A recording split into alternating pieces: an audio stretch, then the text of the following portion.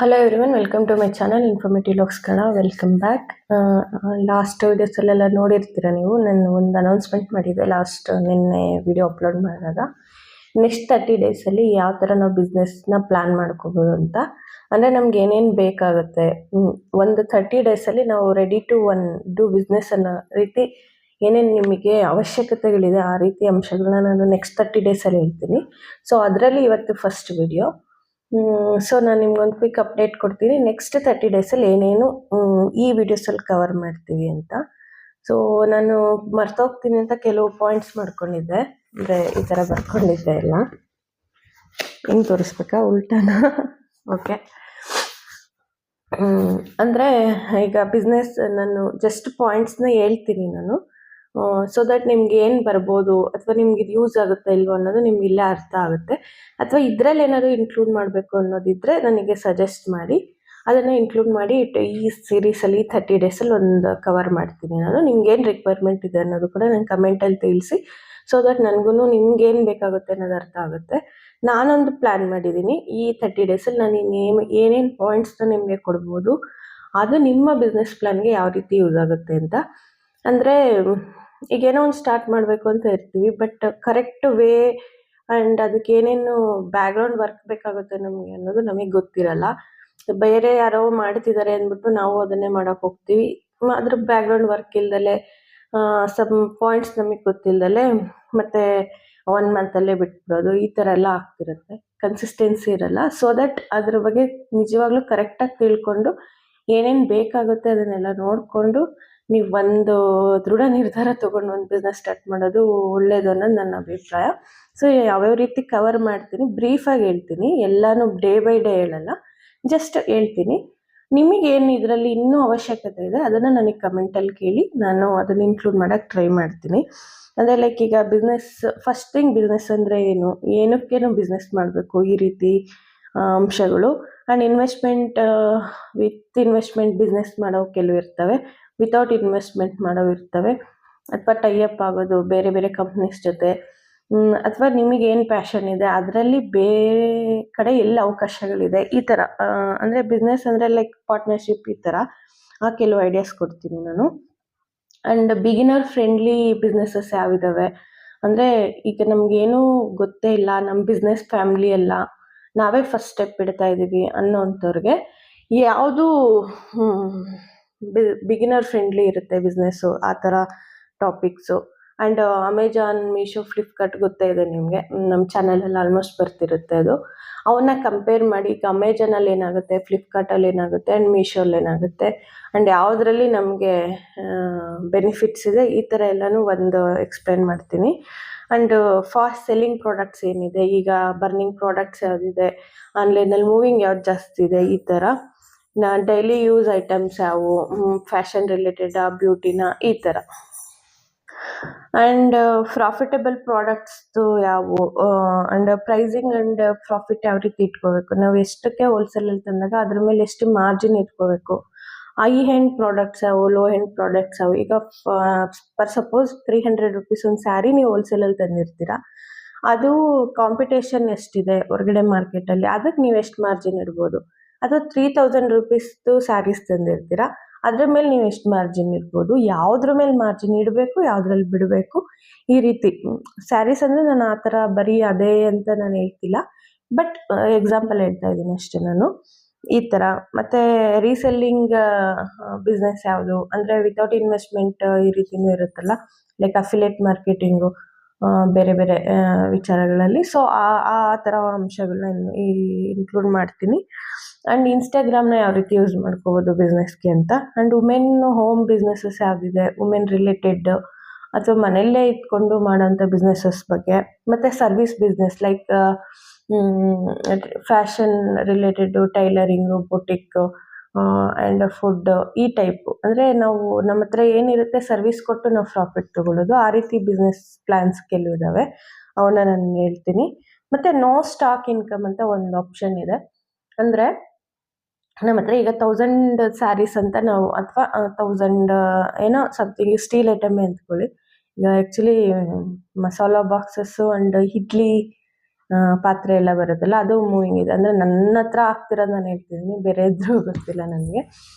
Idli plates ಎಲ್ಲ ಬರುತ್ತಲ್ಲ, ತಟ್ಟೆ ಇಡ್ಲಿ ಟೈಪು, ಅದು ಜಾಸ್ತಿ ಮೂವಿಂಗ್ ಆಗ್ತವೆ. ಒಂದೇ ದಿನದಲ್ಲಿ 30-40 ಆರ್ಡ್ರು ಬರ್ತಿದ್ದಾವೆ ಅವು. ಸೊ ಅದು ಬಟ್ ನನ್ನ ಹತ್ರ ಸ್ಟಾಕ್ ಇಲ್ಲ ಅವು, ಅಷ್ಟನ್ನು ನಾನು ಸ್ಟೋರ್ ಮಾಡೋಕ್ಕಾಗಲ್ಲ. ಆ್ಯಂಡ್ ನಾವು ಇನ್ವೆಸ್ಟ್ಮೆಂಟ್ ವೇಸ್ಟ್ ಆಗುತ್ತೆ. ಸೊ ಅದಕ್ಕೆ ಏನು ಮಾಡಬೇಕು, ಎಲ್ಲಿಂದ ನಾವು ಡಿಸ್ಪ್ಯಾಚ್ ಮಾಡಿಸ್ಬೇಕು, ಈ ಥರ ಐಡಿಯಾಸ್ ಎಲ್ಲ ನಾನು ಹೇಳ್ತೀನಿ.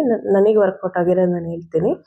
ಆ್ಯಂಡ್ ಇನ್ಕಮ್ ರಿಯಾಲಿಟಿ ಏನು, ಈಗ ಹೇಳ್ತಾರೆ ಯಾರೋ ಒಬ್ಬರು ಇಷ್ಟು ಪ್ರಾಫಿಟ್ ಇದೆ ಇದರಲ್ಲಿ, ಸೊ ಇಷ್ಟು ಲಾಭ ಬಂದಿದೆ.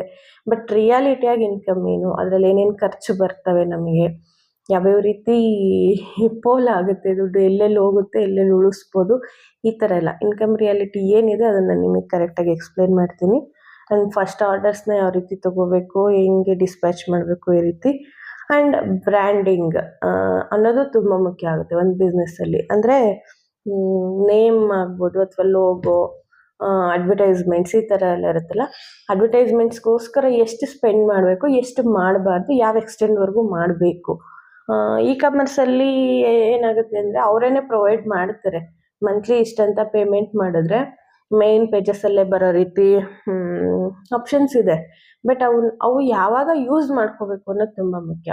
ಈಗ ಆಪ್ಷನ್ ಇದೆ, ನಮ್ಮ ಹತ್ರ 2-3 ಐಟಮ್ ಇದೆ, ಅಷ್ಟಕ್ಕೆಲ್ಲ ನಾವು ಅಷ್ಟಷ್ಟು ದುಡ್ಡು ಕೊಟ್ಬಿಟ್ಟು ಆ್ಯಡ್ಸ್ ರನ್ ಅಲ್ಲೇರು ಈ ಕಡೆ ಹೋಗು, ಅಷ್ಟೆಲ್ಲ ದುಡ್ಡು ಕೊಟ್ಬಿಟ್ಟು 1 or 2 ಪ್ರಾಡಕ್ಟ್ಸ್ಗೋಸ್ಕರ ನಾವು ಆ್ಯಡ್ಸ್ ರನ್ ಮಾಡಿಸೋದು ಒಳ್ಳೆಯದಲ್ಲ. ಎಷ್ಟು ಪ್ರಾಡಕ್ಟ್ಸ್ ಇದ್ದಾಗ ಅದನ್ನು ಮಾಡಬೇಕು ಅಂತ ಎಕ್ಸ್ಪ್ಲೇನ್ ಮಾಡ್ತೀನಿ ನಿಮಗೆ. ಆ್ಯಂಡ್ ಸ್ಕೇಲ್ ಇನ್ಕಮ್ ರಿಪೀಟ್ ಯಾವಾಗ ಆಗುತ್ತೆ ಅಂದರೆ ಏನು ಗೊತ್ತಾ, ಯಾವ ಐಟಮ್ ಮೂವಿಂಗ್ ಆಗ್ತಿದೆ ಅದನ್ನು ನಾವು ಹೆಂಗೆ ರೀಸ್ಟಾಕ್ ಮಾಡಿಸ್ಕೋಬೇಕು, ಯಾವಾಗ ಮಾಡಿಸ್ಬಾರ್ದು, ಅಕಾರ್ಡಿಂಗ್ ಟು ಸೀಸನ್ಸ್ ಇದೆಲ್ಲ ಇರುತ್ತೆ. ಸೊ ಅದನ್ನು ಎಕ್ಸ್ಪ್ಲೇನ್ ಮಾಡ್ತೀನಿ ನಿಮಗೆ. ಸೊ ಯಾವುದಾದ್ರೂ ಇನ್ನೇನಾದರೂ ಬೇಕಾದರೆ, ಮತ್ತು ಸಕ್ಸಸ್ಫುಲ್ಲಾಗಿ ನಾವು ಒಂದು ಬಿಸ್ನೆಸ್ ರನ್ ಮಾಡಬೇಕಾದ್ರೆ ನಮ್ಮ ರೊಟೀನ್ ಯಾವ ಥರ ಇರಬೇಕು ಅಂತ, ಈ ಥರ ಅಂಶಗಳು ಈ 30 ಡೇಸಲ್ಲಿ ಈ ಎಲ್ಲದನ್ನು ಆಲ್ಮೋಸ್ಟ್ ಕವರ್ ಮಾಡೋಣ ಅಂತಿದ್ದೀನಿ. ಬ್ರೀಫಾಗಿ ನಾನು ಏನು ಟಾಪಿಕ್ಸ್ನ ಕವರ್ ಮಾಡ್ತೀನಿ ಅಂತ ಹೇಳ್ಬಿಟ್ಟು ಎಕ್ಸ್ಪ್ಲೇನ್ ಮಾಡಿದೆ. ಆ್ಯಂಡ್ ನಿಮ್ಗೆ ಇದ್ರಲ್ಲಿ ಏನಾದರೂ ಇನ್ನೂ ನೀಡ್ ಇದ್ದರೆ ಏನು ಮಾಡಬೇಕು ಅಂದರೆ, ಅಥವಾ ನಿಮ್ಗೆ ಇನ್ನೇನಾದರೂ information related to business start ಮಾಡಲಿಕ್ಕೆ, ಇದು ನಿಮಗೆ ಡ್ರಾಬ್ಯಾಕ್ ಇದೆ ಬಿಸ್ನೆಸ್ ಸ್ಟಾರ್ಟ್ ಮಾಡೋಕ್ಕೆ, ನನಗಿದು ಒಂದೇ ಸಮಸ್ಯೆ ಅಂತ ಏನು ಅನಿಸುತ್ತೆ ನಿಮಗೆ, ಅದನ್ನು ನನ್ನ ಕಮೆಂಟಲ್ಲಿ ತಿಳಿಸಿ. ಸೊ ದಟ್ ನನಗೇನಾದರೂ ಅದರಲ್ಲಿ ಸಜೆಸ್ಟ್ ಮಾಡೋಕ್ಕಾದರೆ ಅಥವಾ ನನ್ನ ಸಲಹೆಗಳು ನಿಮ್ಗೆ ಉಪಯೋಗ ಆದರೆ ನಾನು ಖಂಡಿತ ಎಕ್ಸ್ಪ್ಲೇನ್ ಮಾಡ್ತೀನಿ ನಿಮಗೆ.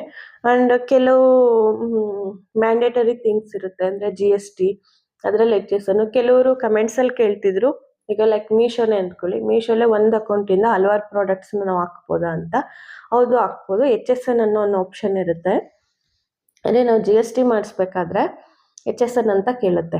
ಅಂದರೆ 5 ಕ್ಯಾಟಗರೀಸ್ ನಾವು ಕೊಡ್ಬೋದು. ಅಂದರೆ ಲೈಕ್ ಕ್ಲೋತಿಂಗ್ ಅಂದ್ಕೊಳ್ಳಿ, ಒಂದು ಕ್ಯಾಟಗರಿ ಕ್ಲೋತಿಂಗು, ಅದರಲ್ಲಿ women clothing, men clothing, kids, night wears, ಈ ಥರ ಡಿಫ್ರೆಂಟ್ ಐಟಮ್ಸ್ನೆಲ್ಲ ನಾವು ಹಾಕ್ಬೋದು ಕ್ಲೋತಿಂಗ್ ಅನ್ನೋ ಆಪ್ಷನ್ ಸೆಲೆಕ್ಟ್ ಮಾಡಿದ್ರೆ. ಬಟ್ ಕ್ಲೋತಿಂಗಲ್ಲೇ ಒಂದು 5-6 ನಂಬರ್ಸ್ ಬಂದ್ಬಿಡುತ್ತೆ.